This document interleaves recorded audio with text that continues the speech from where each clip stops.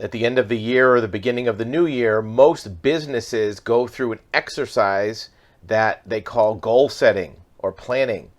A lot of times they'll have sales goals for the next year or manufacturing goals or profit goals. We highly recommend that if you're a business that you stop setting goals. Stop establishing goals for the following year. There's a lot better ways to do this.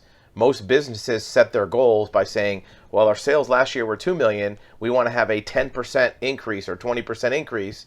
And that's what their number is, a certain percentage increase.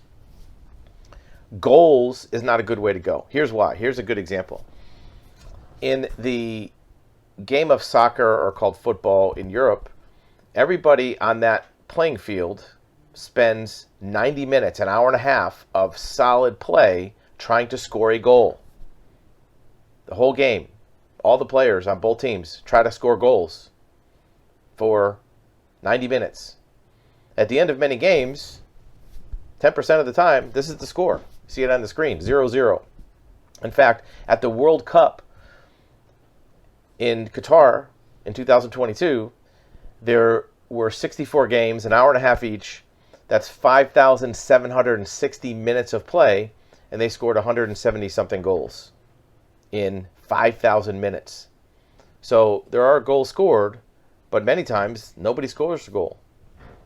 So if you're a business and you say, I'm going to try to achieve a goal, you might come up at 0 if you don't have a rhyme or reason behind what you're doing. In fact, if you say we want to increase sales 20%, well, why come up with 20%? Why not say 2% or 200%?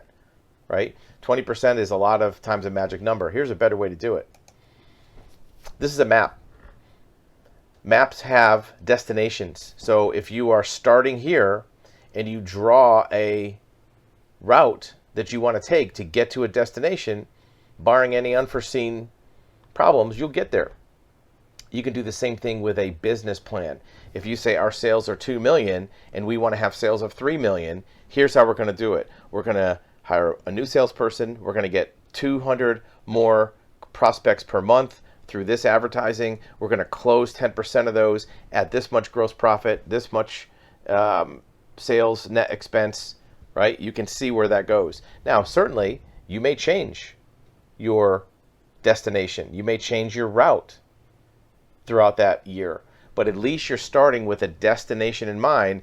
And more importantly, the difference between a destination and a goal is you have a very specific route. You can see this blue line on a map. If you take all those turns, you're guaranteed to get to your destination if you're able to execute it. Goals, like in soccer, you just say go out in the field and try to kick that ball in the net. You don't know how you're going to do it. You don't know how each step is going to happen, and you want to make sure that you have a plan. That's why a destination is much more valuable than a goal. I get it. It's a word game. It's the same thing. But the mentality behind it is, if you have it as a destination and you can articulate all the steps one by one you're going to take to get there, you have a much higher probability of getting to that destination versus at the end of the year saying, hey, do we get our goal or not? There shouldn't be a question. You should get there. When you go to work every morning and you follow the route you take to work, you don't think you're never going to get there, right?